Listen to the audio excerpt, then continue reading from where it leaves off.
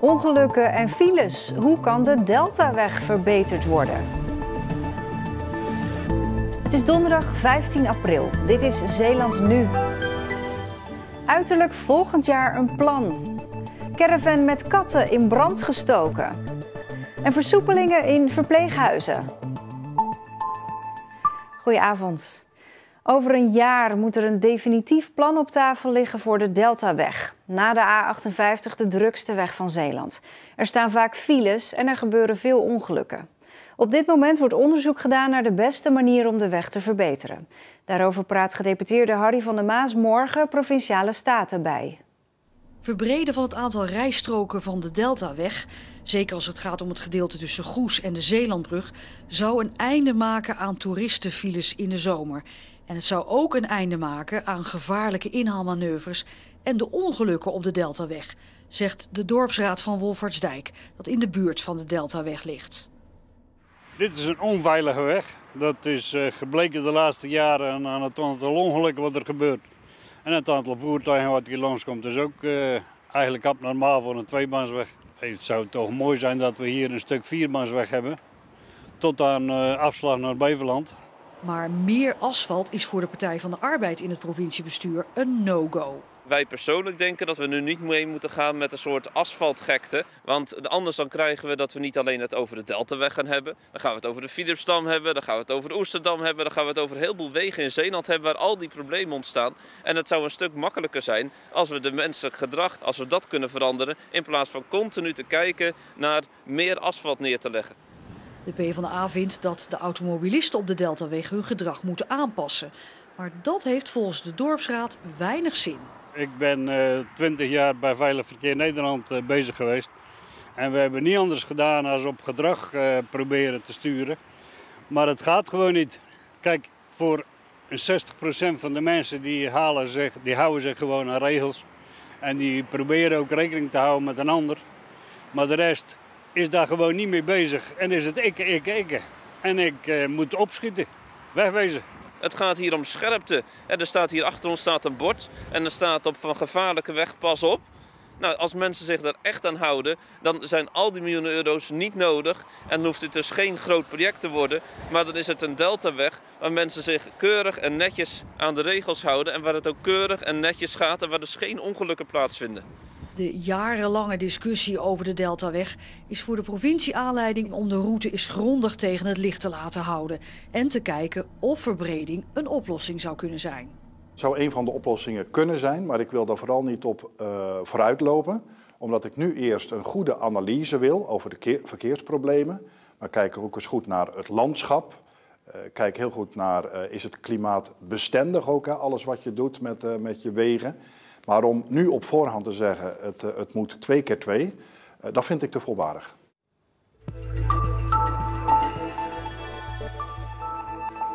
De Vlissingse kattencaravan van Stichting Scheldekat is helemaal uitgebrand. De caravan die onderdak bood aan 20 zwerfkatten is in brand gestoken. Verschrikkelijk. Oh, wat verschrikkelijk. Heel die caravan, er is niks meer van over. Ik kan er allemaal huilen. Ik heb er de hele nacht niet van geslapen. Onduidelijk is wie de brand heeft aangestoken en of er katten in de caravan waren tijdens de brand. Als de brand begonnen is bij het kattenluik, dan konden ze de caravan niet uit. Ik ben gewoon ontzettend verdrietig hierover. Ik vind het echt... Dat hebben die dieren niet verdiend. Ze doen niemand kwaad. En ze waren niemand tot last. De stichting probeert via camerabeelden de daders te vinden. Dankzij de hoge vaccinatiegraad in de Zeeuwse verpleeg- en verzorgingshuizen zijn verdere versoepelingen mogelijk. Zo worden langzaamaan weer wat activiteiten georganiseerd voor bewoners en kunnen gevaccineerde of negatief geteste bezoekers op speciaal daarvoor ingerichte plekken af en toe weer fysiek contact hebben met bewoners. Dat wordt per locatie bekeken. Er zijn nog geen versoepelingen voor medewerkers.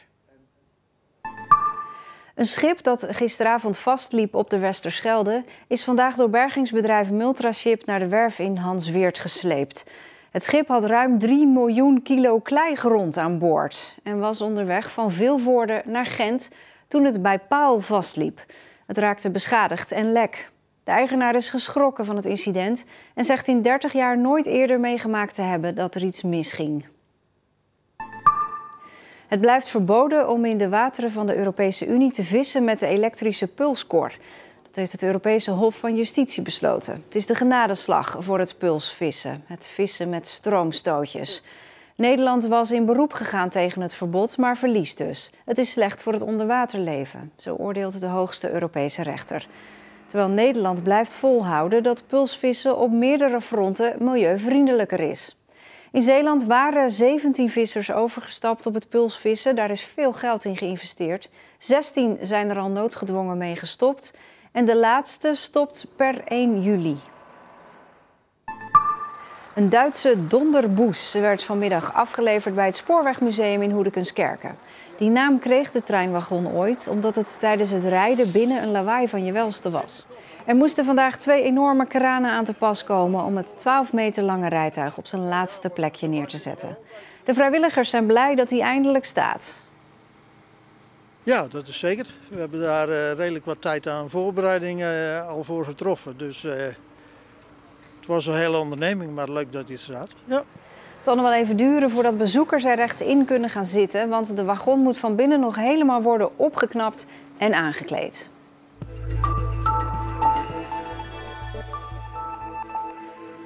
Het wordt een spannende avond voor skaters in Middelburg en omstreken. In de gemeenteraad wordt gepraat over skatebaan Wim in de wijk Veerse-Poort, die begin dit jaar dicht moest. Jongerenwerker Rick Hamelink probeert een brug te slaan tussen de politiek en de skaters. Maar dat valt niet mee. Er is een grote kloof. Ik ben uit Zeeland weggehuisd met het idee om hier nooit meer terug te komen, ook persoonlijk. Ik kwam terug omdat de skatebaan er nog was. Ja.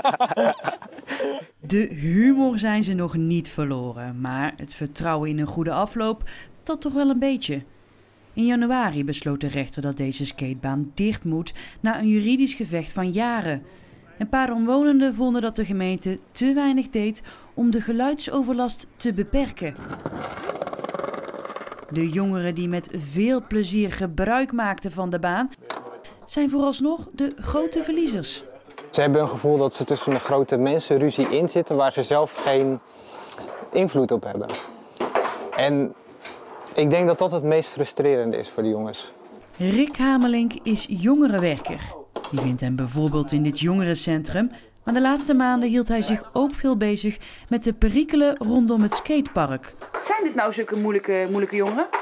Vanuit het jongerenwerkoogpunt helemaal niet. En dat maakt het ook zo jammer eigenlijk. Ik denk dat dat snel iets is wat mensen denken, dat de mensen die hier maar een beetje skaten en hangen en zo hangen, dat die niet echt een vooruitzicht hebben of zo, of dat die een beetje stilstaan in hun ontwikkeling. De meesten worden wel allemaal hoog opgeleid. Ja, als je zeker kijkt naar de oudere generaties, dat zijn zulke ondernemers geworden, die hebben miljoenenbedrijven, die of zitten soms hoog in de politiek, architecten zitten ertussen, medicijnontwikkelaars. Besef ze dat in de politiek, denk je? Nee. Dat is de grote kloof nu, denk ik, tussen jongeren en de politiek. Rick probeert een brug te slaan tussen beiden. Hij geeft de jongeren waar nodig een duwtje in de goede richting. Ik had mezelf normaal nooit ingeschreven voor een gemeentecommissie om daar mijn zeggetje te doen. Nu wel. Ja. Maar de ideeën komen vooral van de jongeren zelf. Zo hebben ze bijvoorbeeld contacten gelegd met bedrijven die skatebanen aanleggen. En is er een plan om een crowdfunding te starten. Ze komen zelf met de oplossing. Ik vind het heel mooi dat jongeren wel het voortouw willen nemen om mee te gaan denken over de toekomst van zo'n stad. En dat vind ik, zeker vanuit het jongerenwerkersoogpunt, wel een echt prachtige ontwikkeling.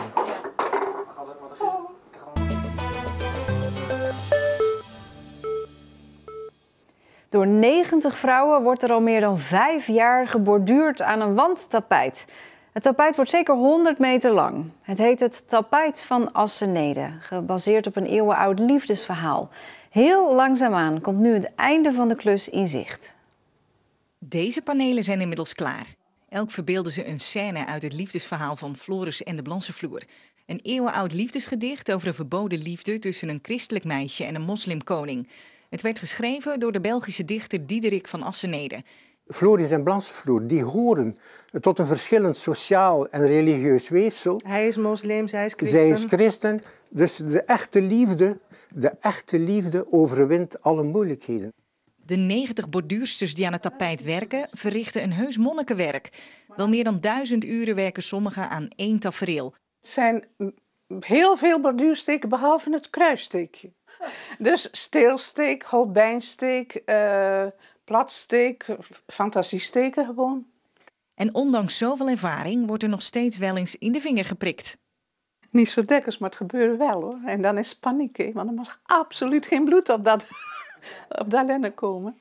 Enna Ranschaar uit Sas van Gent heeft inmiddels al een doek afgeborduurd. Ze deed dat samen met Nelly de Kraker uit Zaamslag. Die buigt zich intussen alweer 2 jaar lang over een andere afbeelding. Ze doet het met liefde, maar soms...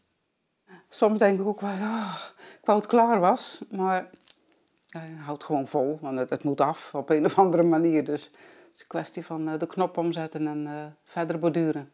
En wanneer iets dan goed lukt, zoals het borduren van een doorschijnend jurkje, dan geeft dat een geweldige kick. Het is een soort tulle. En om dat op dat doek over te brengen, dat je er doorheen kan kijken, dat het toch min of meer driedimensionaal wordt, terwijl je maar tweedimensionaal borduurt. Ja, dat vond ik heel moeilijk. Maar ik ben er ook wel trots op dat het gelukt is. Het borduurproject is dan wel een Belgisch initiatief. Het is een bewuste keuze om ook Zeeuws-Vlaamse borduursters mee te laten doen. Zeeuws-Vlaanderen hoorde vroeger bij Vlaanderen. En Diederik van Asnede was een ambtenaar van de graaf van Vlaanderen. Dus het was ook zijn werkgebied. Hè. Ruim 80% van het tapijt is nu klaar. Het einde komt in zicht. Al gaat het door de coronacrisis wat langzamer dan verwacht. Misschien eind dit jaar, misschien volgend jaar. Dan kan de hele wereld naar Assenede komen om het liefdesverhaal te leren kennen. Het wandtapijt moet dus voor onze gemeente en onze streek, voor de grensoverschrijdende streek, dus ook een toeristisch vehikel worden. Het is dus de bedoeling wel van een vaste standplaats te hebben, waar het tapijt blijvend kan bezocht worden door scholen en toeristen en mensen die geïnteresseerd zijn. De borduursters moeten dus nog even door. Het idee dat hun steekjes nog heel lang te zien zullen zijn, helpt daarbij. Het is net als je een boek schrijft, hè? Dat blijft ook voor altijd. Tenminste, altijd. En dat is met dit ook zo. Het is een project wat bijna onsterfelijk is. Ja.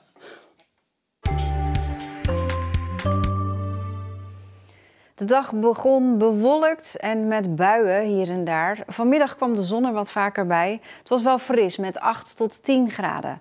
Ook morgen wordt het niet echt warm, maar het wordt wel zonniger dan vandaag. Af en toe nog wat stapelwolken. In het weekend minder wind en daardoor voelt het wat aangenamer aan. En dat was Zeeland Nu van vandaag. Nog een hele fijne avond.